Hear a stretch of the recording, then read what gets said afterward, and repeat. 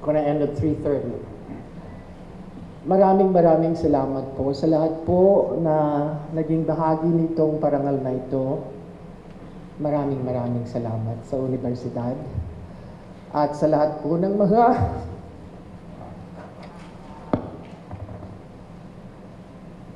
kaibigan ko, nakatrabaho ko, nagbigay ng inspirasyon para kami ay maging isang mahusay na organisasyon sa lahat ng istasyon na sinalihan ko. Maraming salamat. Anyway, I just cry at the start, but the rest is going to be fun. Okay, I will tell you a fun story. Going back to the episode that Dr. Tan was talking about, his father. I did the newscast in ANC, The World Tonight at 10 o'clock. So every day, I would go back from the house after dinner and go to the makeup room at about 8:30. So I'd park the car in the basement, take a long walk, go to the area where they have the makeup rooms, punch my ID in the turnstile, and in the corner of my eye, outside the studio of Vice Ganda, I don't know what number that is, there were 3 musikero. Alam niyo yung kumakanta ng aping daldal? Yung mga tumatawa, kilala nila, pero yung mga iba hindi nyo kilala. Pero ito yung mga kumakanta sa mga restaurant ng mga Yellow Bird, yung gano'n. Alam niyo yung kanta Yellow Bird, Besame Mucho, those kinds of songs, no? So may 3 sila, pero may isa dun sa lalaking may hawak-hawak ng gitara na ang nakatitig sa akin. So tinignan ko siya, tapos lumapit siya, "Ma'am, mawalang galang na po," sabi niya. "Opo, kayo po ba si Tina Monzon-Palma ng ABS, ng GMA7? "Dati po," sabi ko, "pero nandito na ako sa ABS." "Ay," sabi niya, "ang ganda-ganda pala niyo sa personal." Di ba?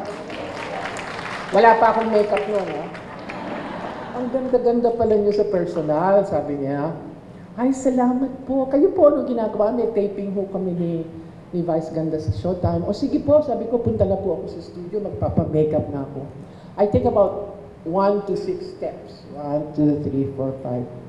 "Pare," sabi niya, "si Tina Monzon-Palma, nandito na sa ABS. Buhay pa pala yun?"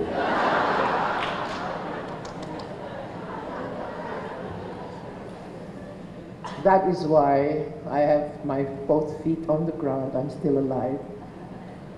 Well, to the younger generation here, I am a veteran under the Cory administration of about 7 coup attempts. 7 coup attempts. And my colleagues are here from Channel 7. Marisa Flores, Grace, Jessica, Kelly, Luz Rimban, Boy Matias, who is my cameraman. We were all together. So one of the things that we did at the training, the little training that we would get from the generals then, was that when there would be an attempt, the first thing you do is to take out the exciter. It is a broadcast piece of equipment that actually, after my conversation with, I talked to our VTR engineer who was retired, Merlo Morato, controls the frequency of the channel. It'll tell you whether you go channel 6, channel 7, channel. So nilabas ko yun. And Marisa, who's here, remembers that I told her to bring the exciter home, and she brought it to my house.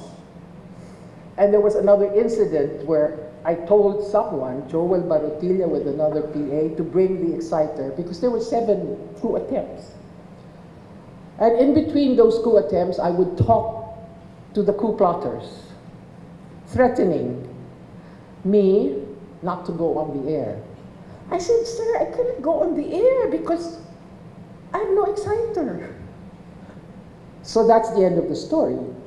But then the government of Cory during that time would ask me, "Why aren't you on the air?" I said, I took out the exciter for the EDSA studio, but the Channel 7 in Broadway Center could transmit, actually. said, why don't you go on the air on Channel 7 Broadway, and we will broadcast using that channel for President Cory Aquino to be able to send a message in the afternoon to the public. So I said, sure, sabi ko, send them here. I did not have the facility for a microwave. None of the PLDT guys wanted to go up the Tower of 7 to be able to catch the signal of the microwave from Malacanang so they could go on broadcast. So those incidents and many, many other incidents have actually, I don't know, made my years really very significant in the life of this country as far as journalism and democracy are concerned. So those are, the story sounds funny to me and to some of us who were there at that time. But I look back and I can tell you that I was really being reckless ako, and silly and foolish, not resourceful and brave. Talagang mabilis lang ako mag-isip. Tanggalin yan. They were even asking me at some point when they found out that there was a group of plotters who could transmit using some makeshift, your engineers would know, it's using some makeshift kind of equipment to broadcast on a separate band and to be heard on a limited area only. The military wanted to told me to point to them where the elements of the tower of Channel 7 was, and DZ, our station, our radio station, so they could harpoon it and tear it down. I mean, things like that, but that's going to be the subject of some other story. So I was reckless, I admit that, and I was not resourceful at all at sometimes. I did not actually think that anything would come of that stunt I pulled, but I knew I had to do something. You know, at that time you pretend you are brave, and somehow that little piece of courage sees us through. But I kept my wits and harnessed all the smarts we've learned through the years. And I still, to this day, proud to remember all of those days. You've seen all that overused, tried, cliche drawing of the candle in the dark. That symbol came to life from that little piece of courage we all tried to keep alive. And this is going to make me cry again. One person carried the strongest flame, and she was a friend. Unwavering, clear-headed, Letty Jimenez Magsanok, you know her? You know, recently I read with sadness that the Prietos had sold a majority stake in the newspaper that started as a mosquito press. I wonder how my dear friend Letty would have reacted. I wonder if it would have happened at all if she was still around at the helm. Sadly, these are not questions that I can ever answer. Thinking about Letty led my mind to wander back to the early years of the 1980s, when media played a key role in awakening a nation from 2 decades of slumber. And looking back at martial law, people talk about the first quarter storm and the events leading up to the February Revolution. I stayed throughout the years of martial law. That episode that was put on the screen about my wanting to ask a question and not letting loose of the opportunity was an interview with President Marcos on the eve or 2 days before the snap election. They had put together all the anchors of all the TV channels, and I put in Dong Puno to be the representative of Channel 7. So there were others there from Channel 9, from Channel 4, etc., Channel 13. But one day after, somebody calls me, says, Ma'am, they like you to be on the panel. I said, no, I sent already Dong Puno, he is the representative. I said, so I turned it down. And then another guy who I happen to know, who works with Marcos, says, Pare, makisama ko naman, no, sabi niya. Hinihingi ka eh. Sabi niya, hinihingi ka maupo. Eh, nandun na si Dong, eh, anong gagawin ko doon? Pares, pakikisama mo lang, sabi niya. Nakikiusap ako. So I go there, So we are in this panel, a horseshoe panel kind, and President Marcos was there, and I was here, and all the others were there. So the first thing that I see is the president of the Philippines, who said he was fit, was being carried by the PSG. Carried. He was not stepping. His feet were not on the floor. He was being carried to take his seat. So I just said, I will never have this chance again. So I asked him, I saw you being carried by your PSG. I said, what is wrong with you? I mean, is there something that you're feeling that we should know about? And then all of a sudden they put on the screen all of these bodybuilding things on the screen. So anyway, he was able to give an excuse for that. So there was another round that went on, and this was the last. I was the last in that round. Sir, sabi ko, you know, I'm sitting here just across you, a feet away from you, and I can see that you have a lot of needle marks. And I do honestly remember, I'm looking for that tape, I do not honestly remember what he answered. But my sister tells me, Maritel tells me, my dad was watching at home, and she was telling my sister, "Hoy," sabi niya, "ano naman ang tinanong ni Christine?" Sabi niya, "Nakakatakot yun," sabi niya, "baka siya mahuli." But nothing of that sort happened. But you talk about those years, but few talk about the years in between the hard years, and this was where we were, the darkest hours, the years when all hope seemed lost and no silver lining was in sight. And these was the years, I think, that what you were referring to, that everything you watched, heard, or read were very tepid, timid, and whitewashed version of reality.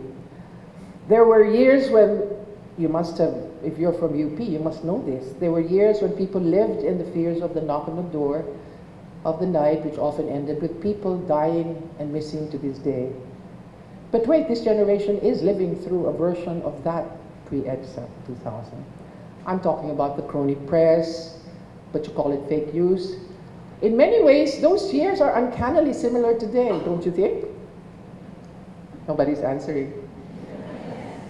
Yes, except that everything is on steroids. You know, during those years, everything was placid, above the ground, but there was a groundswell underneath. I was thinking, how fast will this generation's volcano explode? Everything happens 10 times faster. The fires of defiance, disobedience, and struggle were lit by a lifestyle magazine. You know what the magazine was? Mr. and Miss. You must get all of those. It was a voice in the wilderness. In a way, we're back in the wilderness when before we had censorship. Now we are in a wasteland of hate and intolerance. Do you feel that? Why am I telling you this? Because my main takeaway, I don't know if I should feel scared, it is the darkest before the dawn. As a journalist, what role do we play in this new wave of authoritarianism and hate speech? Do we still matter? As the role of gatekeeper shifts from content producers to curators like Facebook. Before the advent of fake news, many were saying the journalist will be replaced by citizen journalists. But truth becomes blurred. But as truth becomes blurred, our role once again becomes clear. And what is the role of the journalist? To investigate, cut through the white noise, present the situation as clearly as possible, and as Vergel would always tell us, ask the hard questions. There was a time when news programs on TV and radio were the #1 sources of news.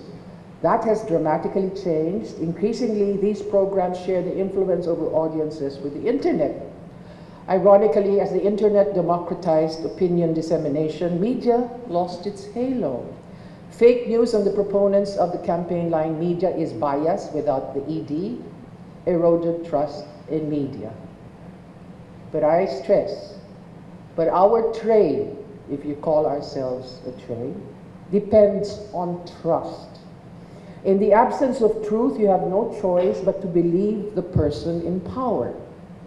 How do we remain relevant in an age when truth seems to be under assault? Do you feel that? Truth is under assault. There is only one answer to all of you, especially the younger generation. The media cannot be timid. We cannot be timid.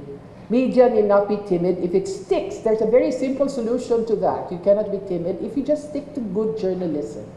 You will never feel afraid if you know what you write about is the truth. You've been able to do your vetting and you are able to really consult if at all you're writing for a newspaper or you're producing a newscast with your editors. They would have made sure you do a real good job of journalism.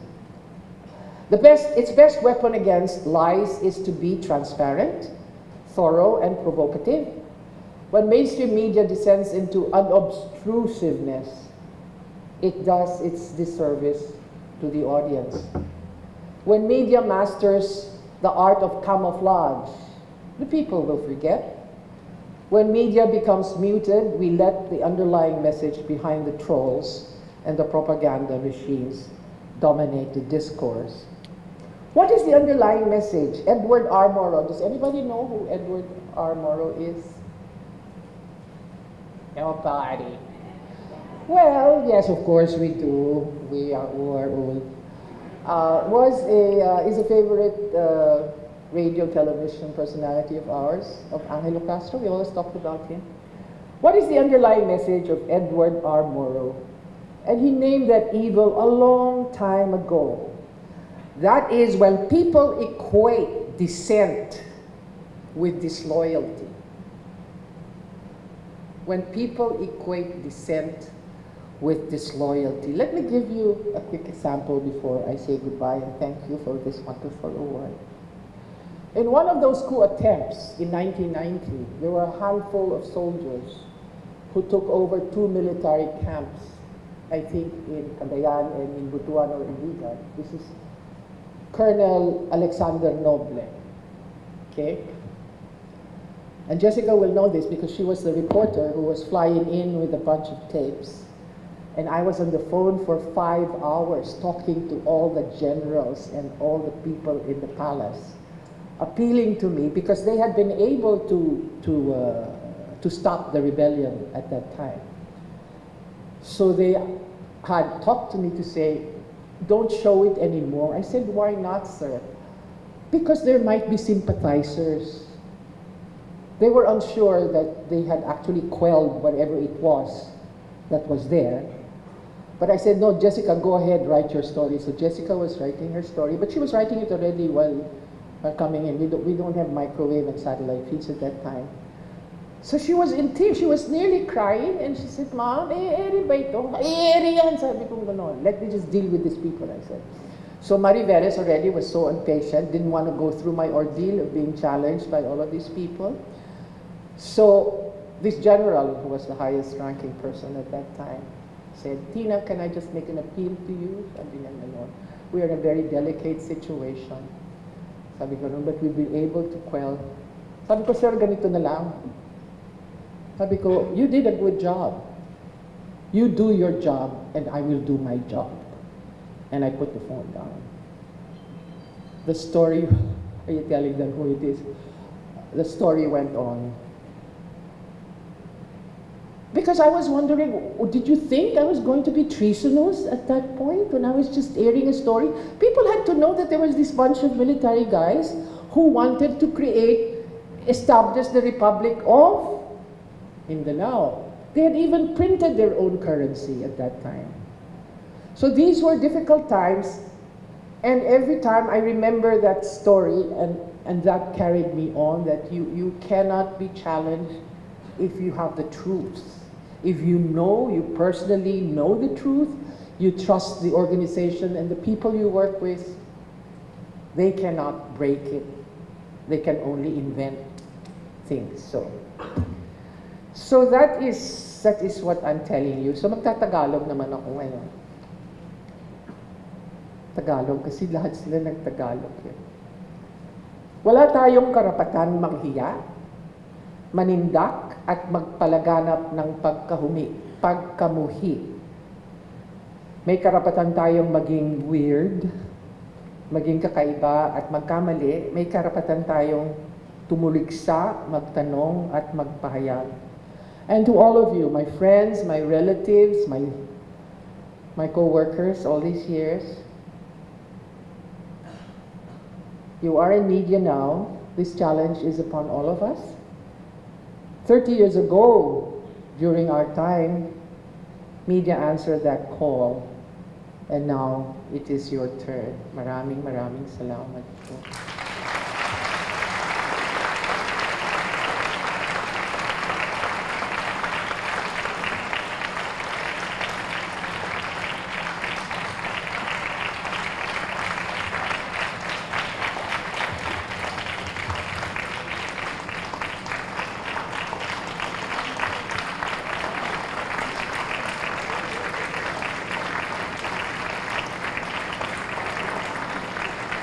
I have to go. Thank you very much. Really a great honor. There is somebody who will be very, very happy. My husband. My husband is my #1 fan, and I'm sure he's watching. He collects all of my memorabilia. Do you know that? Thank you. Maraming salamat po, Binibining Maria Cristina, Tina Monzon.